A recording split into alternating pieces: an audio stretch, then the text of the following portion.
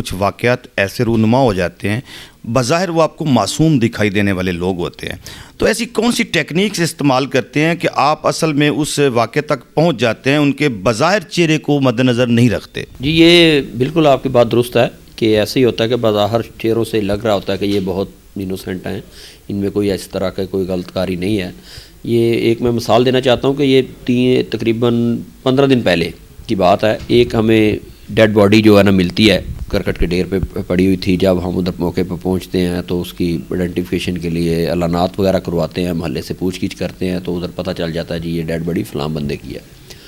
تو جب ہم میں تھوڑا شک گزرتا ہے تو ہم ان کو سارے گھر والوں کو ہولڈ کرتے ہیں، تو ان میں سے ایک بچہ جس کی ایج ہارڈلی 17 اور 18 ایئرس کے قریب ہوگی، تو اس سے پوچھ گچھ کی تو وہ کہتا ہے نہیں جی مجھے تو کچھ پتہ نہیں ہے، لیکن تھوڑا سا اگریسو کہہ لیں یا تھوڑا سا غصے میں کہہ لیں، ان سے پوچھا کہ بھائی بتاؤ اس ٹائم آپ ادھر تھے تو ادھر تھے، تو پھر اس نے مان گیا کہ جی بالکل جی میرا مرڈر میں نے کیا ہے، تو یہ میرے گھر میں آیا ہوا تھا، تو میری والدہ سے جو ہے نا پیسے مانگتا تھا، میرا یہ کزن تھا، تو میں نے اس کو منع کیا ہوا تھا، یہ دوبارہ آیا تو میں نے غصے میں آ کے اس کو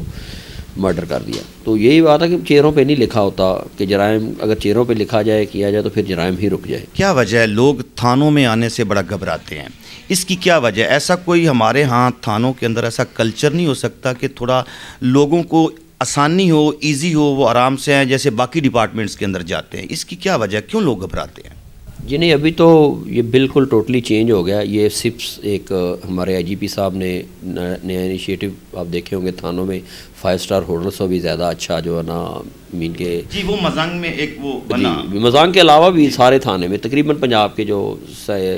اباؤ 700 جو پولیس اسٹیشن ہے وہ سب کو ہم نے سپس پہ جو ہے نا کر دیا کہ جو بھی آئیں گے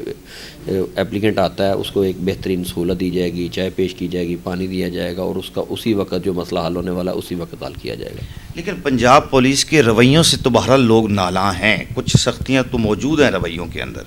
جی بالکل کہہ سکتے ہیں کہ جہاں اچھائی بھی ہوتی ہے وہاں برائی بھی ضرور ہوتی ہے، لیکن یہ ہے کہ ایک ہوتا ہے نا کہ عوام بھی دیکھ لے کہ ہماری لٹریسی کتنی ہے، کہ